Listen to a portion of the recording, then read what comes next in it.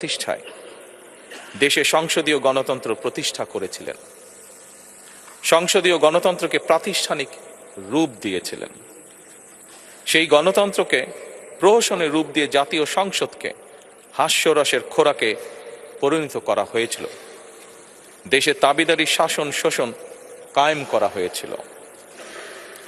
দেশে সংসদীয় গণতন্ত্র এবং জনগণের অধিকার পুনঃপ্রতিষ্ঠা করার জন্য দেশনেত্রী বেগম খালেদা জিয়া জীবনের শেষ দিন পর্যন্ত লড়াই করেছেন। জীবনে কখনোই স্বৈরাচার কিংবা ফ্যাসিবাদের সঙ্গে আপোষ করেননি।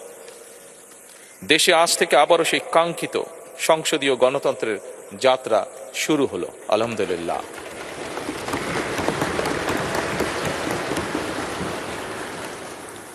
সংসদীয় রাজনীতি প্রতিষ্ঠাতা খালেদা জিয়া দেশ এবং জনগণের সাফল্যে এই শুভ মুহূর্তটি দেখে যেতে পারেননি। আজ তাই এই জাতীয় সংসদে দাঁড়িয়ে আমরা দেশ এবং জনগণের স্বার্থে আপসীর নেতৃত্ব, ব্যক্তিত্ব, স্মরণীয়, বরণীয়, অনুকরণীয় রাজনীতিবিদ মরহুমা খালেদা জিয়াকে গভীর শ্রদ্ধার সঙ্গে স্মরণ করছি।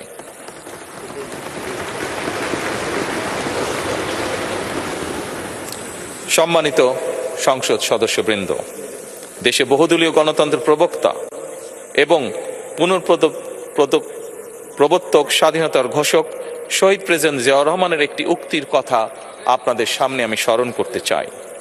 তিনি বলেছিলেন, জনগণই যদি রাজনৈতিক দল হয় তাহলে আমি সেই দলেরই আছি।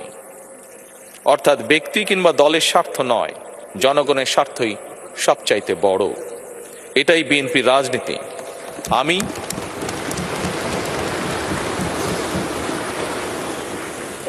আমি প্রথমবারের মতন বাংলাদেশ জাতীয়তাবাদী দল বিএনপি থেকে জাতীয় সংসদ সদস্য নির্বাচিত হয়েছি।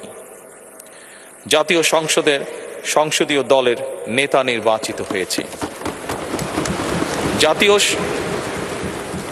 জাতীয় সংসদে দলের প্রতিনিধিত্ব করলেও প্রধানমন্ত্রী হিসাবে আমি এই জাতীয় সংসদে দেশের প্রতিনিধিত্ব করছি। দল, মত, ধর্ম, বর্ণ নির্বিশেষে দেশের জনগণের প্রতিনিধিত্ব করছি।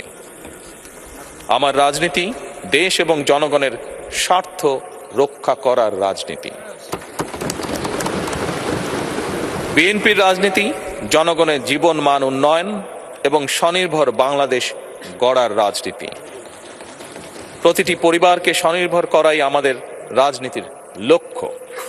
প্রতিটি পরিবারকে স্বনির্ভর করার মাধ্যমেই